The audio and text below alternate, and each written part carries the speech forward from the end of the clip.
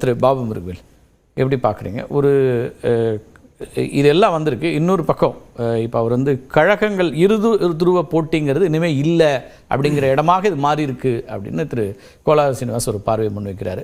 இதுவரைக்கும் இருந்த தமிழ்நாட்டுடைய அரசியல் அப்படிங்கிறது இந்த திரு விஜய் அவர்களால் முற்றிலுமாக மாற்றப்பட்டு விட்டது அப்படிங்கிறதும், அல்லது ரெண்டு பேருமே எதிர்கட்சியாக உட்காருங்க, இது வரைக்கும் ஒருத்தர் ஆளுங்கட்சி ஒருத்தர் எதிர்கட்சிங்கிறதுனால மாறி இப்போ ரெண்டு பேருமே எதிர்கட்சின்னு போய் உட்காரணுங்கிற இடத்துக்கு மாற்றிட்டாரு அப்படின்னு ஒரு பார்வை வைக்கிறாரு. இனி அப்படி தான் போகுமா? இது மூன்று முத்தரப்பு அல்லது முத்துருவ அரசியலாகத்தான் மாறுமா? அதை எப்படி பார்க்க வேண்டியது? இல்லை, இது வந்து இப்போ அண்ணன் சொன்னது வந்து ஒரு யதார்த்தம், இன்றைக்கி நடந்திருக்கக்கூடிய உண்மை. யதார்த்தம் கூட சொல்ல முடியாது, இன்றைக்கி நடந்திருக்கிற உண்மையாக அவங்க இதுதான் சினாரியோன்னு சொல்கிறாங்க. ஆனால் 67க்கு பிறகு வேறு எந்த மாநிலத்திலும் இல்லாத ஒரு சிறப்பு தமிழ்நாட்டுக்கு இருக்கிறது. 2 திராவிட கட்சிகள் தொடர்ந்து ஆட்சி கட்டில் இருந்து கொண்டிருக்கிறார்கள். தற்போது அந்த நிலை மாறி இருக்கிறது. அந்த மாற்றம் கூட அவர் சொன்னதுலேருந்தே நான் சொல்கிறேன், அறுதி பெரும்பான்மை இவர்களுக்கு கொடுக்கவில்லை. இந்த மக்கள் அறுதி பெரும்பான்மை கொடுக்கவில்லை. ஆனால் 118 இடங்களுக்கும் மேலான தொகுதிகளை 2 திராவிட கட்சிகளுக்கு பிரித்து கொடுத்திருக்கிறார்கள். அப்போ எங்களுக்கு இன்னும் ஹோல்டு இருக்குதுங்க. ஆனால் இது வந்து இது தொடரும் அப்படின்றதுல நிச்சயமாக நான் அதை மறுக்கிறேன். நான் காரணம், இது தொடர்வதற்குண்டான வாய்ப்பில்லை. ஏன்னா 2 திராவிட கட்சிகளின் மீதும் இருக்கக்கூடிய ஒரு நம்பிக்கை இல்லை. ஒரு 4-5 விஷயங்களை சொல்லலாம். நம்பிக்கை இல்லை, பிடிக்கல, கோபம், வெறுப்பு, வேண்டாம், மாற்றம், ஏதோ ஒன்று, அந்த காரணங்களுக்காக இன்றைக்கு வாக்களித்திருக்கிறார்கள். இதில் வாக்களித்திருக்கக்கூடிய இப்போ வந்திருக்கக்கூடிய 37% ஏறத்தாழ 20% வாக்காளர்கள் விஜய் மீது இருக்கக்கூடிய அந்த பற்றின் காரணமாக விஜயை பிடித்து அரசியலில் எந்த விதமான ஈடுபாடும் இல்லாமல், அரசியல் அனுபவம் இல்லாமல் ஒரு வாக்காளர்களாக மட்டும் வாக்களித்திருக்கிறார்கள். அப்போ அவங்க வாக்களிச்சிட்டாங்க, நேற்று அவங்களோட முடிஞ்சிச்சது வேலை, அவங்க வேலையை அவங்க பார்க்க போயிடுவாங்க. ஆனால் அவர் அரசியல் மயப்படுத்திட்டார்ல, இனிமேல் வெளில போயிடுவாங்கன்னு சொல்ல முடியும். இது வரைக்கும் அரசியல் தேர்தல் அப்படின்னா கொஞ்சம் ஒதுங்கியே இருந்த ஒரு கிரௌட் உள்ள வந்திருக்கு. அதான் சொல்ல வரீங்க. எப்படி சொல்ல வரேன்னா, இது நான் முடிச்சிடறேன், உங்களுக்கு புரிஞ்சோம். இப்போ அந்த வாக்களிச்சுட்டு அவங்க சைலண்ட் ஆகிடுவாங்க. அதுக்கப்புறம் அவங்களோட ஈடுபாடு இதில் இருக்க வாக்களிப்பதோடு அவர்கள் வேலை முடிஞ்சிருச்சுன்றது தான் அவங்களோட நிலைப்பாடு என்னை பொறுத்தவரையில். ஆனால் இதற்கு பிறகு நடக்கக்கூடிய அந்த ஒரு நிகழ்வுகள் எல்லாம் இருக்குது இல்லைங்களா? அரசியல் நடத்துவது, மக்களை சந்திப்பது, அவர்களுடைய குறைகளை தீர்ப்பது, கொடுத்த வாக்குறுதிகளை நிறைவேற்றுவது, அது போன்ற நிலைப்பாடுகள் இருக்குது இல்லையா? இப்போ வாக்குறுதிகள்லாம் கூட ஓட்டு போட்டவங்களுக்கு தெரியாது விஜய் என்ன வாக்குறுதிகள் கொடுத்துருக்காருன்னு கூட தெரியாது. விஜய் அவ்வளோதான். அது அந்த ஒரு அடிப்படையில் என்னன்னா, அவர் ஏதாவது செய்வார், அதான் அவங்க சொல்லக்கூடிய நம்பிக்கை. என்ன செய்வாருங்கிறதுலாம் இல்லை, ஏதாவது ஒன்று செய்வார் அப்படிங்கிற நம்பிக்கை இருக்கு. அதில் தான் வாக்களிச்சு. ஆமாம். ஆனால் நான் என்ன சொல்கிறேன், அவர் விஜய் என்ன சொல்கிறாரு, நான் என்ன செய்வேன்னு சொல்லியிருக்காரு. அப்போ அவர் இதெல்லாம் நிறைவேற்றாத போகிற போது கடுமையாக எதிர்வினைகள் இந்த 2 கட்சிகளிலிருந்து வரும். அந்த 2 கட்சியிலிருந்து எதிர்வினைகள் மட்டும் வராது, நீங்கள் நம்பி வாக்களித்தவங்களுக்கு இது போன்ற நிலைப்பாட்டை இவர்கள் எடுத்துக்கிறார்கள். அதுக்கு தான் சொன்னோம், அவருக்கு ஒரு அரசியல் ஒரு ஈடுபாட்டை கொடுங்கள், பிறகு அவருக்கு அடுத்த கட்டத்துக்கு கொண்டு போகலாம் என்ற நிலைப்பாட்டை கொடுத்தோம். ஆனால் நீங்கள் ஒரேடியாக நீங்கள் கொடுத்திருக்கிறீர்கள் என்ற ஒரு நிலை. ஆனால் அது உடனடியாக இப்போ நம்ம சொல்றதெல்லாம் உடனடியாக நடந்துரும்னு நான் சொல்ல வரல. இது போன்ற நிலைப்பாடு பொதுவாகவே நீங்க சொல்றது உண்டு. அரசியல் அனுபவம் அவர்களுக்கு இருக்குதா, ஆட்சி அதிகாரத்தில் அனுபவம் இல்லையே, எப்படி பண்ணுவாங்க அப்படின்னா, பெருமளவுக்கு அட்மினிஸ்ட்ரேட்டர்ஸ் தானே இதை பண்ணுவாங்க. நீங்கள் வந்து பியூரோக்ராசி ஒரு இருக்காங்க, அவங்க இதை எடுத்து நடத்துவாங்க, அவங்க ஆலோசனைகளை கொடுப்பாங்க, அப்படி தானே அது நடக்கும். தெரிவார். இப்போ அனுபவம் ஏன் வேணும்னு சொல்கிறேன்னா, புரட்சித் தலைவர் எம்ஜிஆருக்கு கூட ஏறத்தாழ 3 முறை சட்டமன்ற உறுப்பினராக வெற்றி பெற்றிருக்கிறார். பிறகு நாடாளுமன்ற தேர்தலை சந்திக்கிறார். அதற்கு பிறகு தான் அவர் முதலமைச்சராக.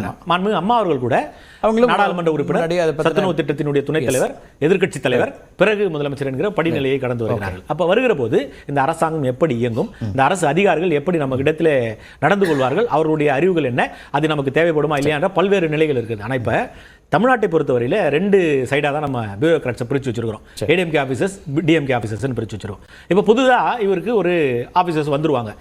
ஏன்னா அதான் சட்டம் சொல்லுது, நம்ம அவர் முதலமைச்சருக்கு நீங்கள் என்ன சொல்லணும்னு சொல்லிடுறோம். அப்போ 2 ஏடிஎம்கே டிஎம்கேல இருக்கக்கூடிய பியூரோக்ராட்ஸே ஒவ்வொரு அறிவுரைகளை முதலமைச்சர் அப்படி வந்து நம்ம ஒரேடியாக சொல்ல முடியுமான்னு தெரியல. அந்த ஆட்சி காலங்களில் கீ பொசிஷன்ல இருந்தவங்க அப்படின்னு சொல்லலாமா? அப்படியும் சொல்லலாம். ஆட்சி இல்லாத போது தகவல்களை சொல்றாங்க பாத்தீங்களா, அதனால அப்படி நான் புரிஞ்சிருச்சேன். அப்ப அவங்க அந்த மாதிரி ஒரு சார்பு எடுப்பாங்க. அப்ப ஆனா அந்த சார்பு எடுக்கக்கூடிய பியூரோக்ரசியோட ஃபங்க்ஷனிங் அப்படிதான் இருக்கு. அதை நீங்க சுட்டி காட்டுறீங்க. ஆமா, அந்த அதிகாரிகள் கூட ஆலோசனைகள், அறிவுரைகள் சொல்லும்போது ஒரு இடன் அஜெண்டா இருக்கும். அதில் ஓகே, அவர்களுக்கு ஒரு தனிப்பட்ட வெறுப்பின் அடிப்படையில் அவங்க சொல்லுவாங்க. அதை புரிஞ்சுக்க வேண்டிய இடத்துல இருக்காங்களான்னு. கரெக்ட். அதை புரிஞ்சுக்கிட்டு அதுல இருந்து பிக் அண்ட் சூஸ் பண்ணி எது நமக்கு சரியா வரும், மக்களுக்கான திட்டங்கள் எது இருக்கும் அப்படின்னு சொல்லும்போது தான், ஃபார் எக்ஸாம்பிள் நம்ம சத்துணவு திட்டத்தை கூட நம்ம போடுறதுக்கு வசதி இல்லை அப்படின்னு சொல்லும்போது அதுக்கு உண்டான திட்டத்தை உருவாக்கி நிதி ஆதாரத்தை பெருக்கி நம்ம அதை கொடுக்குறோம். அப்ப அது போன்ற நிலைப்பாடுகள் வருவதற்குண்டான வாய்ப்பு இருக்கிறதா, இதெல்லாம் நம்ம கணக்கிட்டு பார்க்கணும். ஒண்ணு, இப்ப நடைமுறை சிக்கல்கள் இருக்கிறது நிறைய இருக்குது. இப்ப நம்ம இது கொடுத்துறோம். ஆனா வெளியில இருந்து அதிமுக ஆதரிக்கிற நிலைமை அப்படின்னு ஒன்று வருமா? திரு கோலால சீனிவாஸ் ஒரு சினாரியோல அதையும் சொன்னாரு. ஆமா, இல்லை என்னன்னா நான் தனிப்பட்ட முறையில் நான் என்னுடைய அரசியல் இயக்கத்தை கடந்து நான் வெளியே சொல்கிறேன், நிச்சயமாக அதற்கு உண்டான வாய்ப்பு இல்லை. அதை தாண்டி இருக்குமா இல்லையான்னு சொல்லக்கூடிய இடத்துல நான் இல்லை, அது சொல்ல வேண்டிய இடத்துல இருக்கிறவங்க வேற ஆட்கள், அவங்க தான் சொன்னாது. ஆனால் ஒரு அறிக்கையை கொடுத்திருக்காரு திரு எடப்பாடி பழனிசாமி அவர்கள்.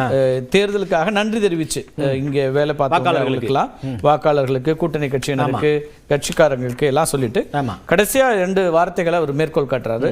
எனக்கு பின்னாலும் இன்னும் எத்தனை நூற்றாண்டுகள் வந்தாலும் அனைத்து இந்திய அண்ணா திராவிட முன்னேற்ற கழகம் மக்களுக்காகவே இயங்கும் அப்படின்னு சொன்ன அம்மாவுடைய வார்த்தைகளை மெய்ப்பிக்கும் வகையில் தொடர்ச்சியாக மக்கள் பணியில் என்றென்றும் ஈடுபடும் அப்படிங்கிறத உறுதியோடு திருத்திக் கொள்கிறேன் அப்படிங்கிறதோட நிறுத்துறாரு. ஆமாம், ஸோ இதில் ஏதாவது மெசேஜ் சொல்கிறாரா? இதை எப்படி புரிஞ்சுக்க வேண்டியது? அதான், அதாவது இந்த அனைத்து இந்த அண்ணா திராவிட முன்னேற்ற கழகம் இதோட மனநிலையில் தான் இருப்பாங்க.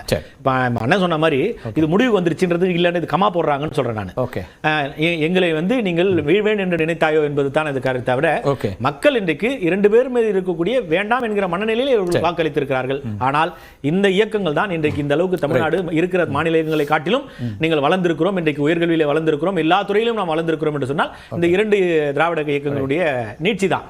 ஆனால் அதை காட்டிலும் மேலா இவர் கொண்டு போனார்னா தான் இவர் சஸ்டெயின் பண்ண முடியும். இவர் அதற்குண்டான அடுத்த கட்ட நகர்வுகளை இவரால் கொண்டு போக முடியும். ஆனால் அதற்குண்டான கட்டமைப்பு இருக்குமா, அதற்குண்டான பக்கபலங்கள் இருக்குமா என்று சொன்னால் அது $1 மில்லியன் கொஸ்டின் தான். ரைட், பேசலாம். இன்னொரு கேள்வியும் இருக்கு, அடுத்த சுற்றுல நான் அதை வச்சுக்கிறேன் உங்கள்கிட்ட. ஏன்னா அதிமுக பெற வேண்டிய வெற்றியிலிருந்து பெற தவறியது என்பதும் கூடுதல் அழுத்தமாக இப்போ தலைமைக்கு வருமா அப்படிங்கிற கேள்வியும் சேர்த்தே வருது. எப்படி திமுக தலைமைக்கு இருக்கிற ஒரு நெருக்கடியாக இருக்கோ அதே போல் அதிமுக தலைமை அப்படின்னு ஒன்று இருக்கா, அதை பற்றி பேசலாம். சூர்யா, உங்களுக்கான ஒரு வாய்ப்பு இங்கே இல்லாமல் ஆயிடுச்சா? என்ன ஆப்ஷன்ஸ்லாம் இருக்குது? 2 கேள்விக்கு நீங்கள் தான் பதில் சொல்லணும். ஒன்று, பாஜக தனக்கான இடத்தை அல்லது ஒரு மாற்று அரசியல் அங்கே முன்வைக்கிறோம், கழகங்கள் இல்லாத ஆட்சி அப்படின்லாம் சொன்ன இடத்துல இப்போ அதை விஜய் செஞ்சுட்டாருங்கும் போது அந்த இடத்த அவர் ஃபில் பண்ணிட்டாரு. அப்போ பிஜேபிக்கு தமிழ்நாட்டில் அந்த ஸ்பேஸ் ரொம்ப சுருங்கி போச்சா அப்படிங்கிற முதல் கேள்வி. 2வது, அப்படி ஒரு வாய்ப்பு ஒருவேளை அவங்க இதெல்லாம் பரிசீலிக்கும் போது மத்திய அரசினுடைய வியூகங்களும் இதில் வருதா? முதல்ல ரொம்ப மகிழ்ச்சியான ஒரு நாள். ஏன்னா நாங்கள் ஆசைப்பட்ட எண்ட் ரிசல்ட் கிடச்சிருச்சு. ஆனால் மீன்ஸ் நாங்கள் இல்லாமல் ஆபரேஷன் சக்ஸஸ் பேஷண்ட் டெட் அந்த மாதிரியான திமுக இந்த மண்ணில் இருக்கக்கூடாது அப்படின்றது எங்கள் எல்லாருடைய ஆத்மார்த்தமான ஒரு ஆசை, விருப்பம், ஐடியாலஜின்னு வச்சுக்கலாம். அது இன்னைக்கு ஒரு வகையில் நிறைவேறி இருக்கிறதுல மகிழ்ச்சி. ஆனால் இல்லை, இங்கே பாஜக வெற்றி பெறவே இல்லையே, அது எப்படி நீங்கள் அதுக்கு கிரெடிட் எடுக்க முடியும்? முதல்வரே தோற்றதுக்கு அப்புறம் பாஜக பற்றி பேசி பாஜக கிரெடிட் எடுக்க முடியாது. இல்லை நான் அதான் சொல்கிறேன். அதாவது திமுக இருக்கக்கூடாது அப்படின்றது உங்க விருப்பம், எங்க விருப்பம். அதான் ஓப்பனாவே சொல்லிட்டேன், எங்க விருப்பம். அதை வேற ஒருத்தர் செயல்படுத்தி இருக்கிறாரு, அதுல பண்ண முடியல, அவங்க செஞ்சுட்டாங்க. சரி, அதுல வருத்தங்கள் இருக்கு. ஆனா எண்ட் கோல் அச்சீவ் ஆனதுல சந்தோஷம் இருக்கு. ஆனால் மிக நிச்சயமாக இவ்வளோ ஒரு மேசிவ் இதை எதிர்பார்க்கல. நாங்கள் எதிர்பார்த்தது என்னன்னா, இப்போ நடந்திருக்கிற மாதிரி திமுக வாக்குகளை நிச்சயமாக விஜய் பிரிப்பார், நாங்கள் ஆட்சிக்கு வருவோம்ன்றது எங்கள் கணிப்பாக இருந்தது. பட் ரொம்ப அதிகமாகவே பிரிச்சிருக்கார், இந்த பக்கத்திலிருந்து பிரிச்சிருக்காருன்றது நம்ம முடிவுகள் மிக தெளிவாக தெரிகின்றது. அதனால வாழ்த்துக்கள். ஏன்னா ஒரு புது கட்சின்னு வர்றதை விட நிறைய இளைஞர்களுக்கு வாய்ப்பு, அதாவது இதில் 70% இடங்கள் 40 வயசுக்கு கீழே இருக்கிறவங்கன்னு சொல்கிறாங்க. அது கரெக்டான டேட்டாவான்னு தெரியல.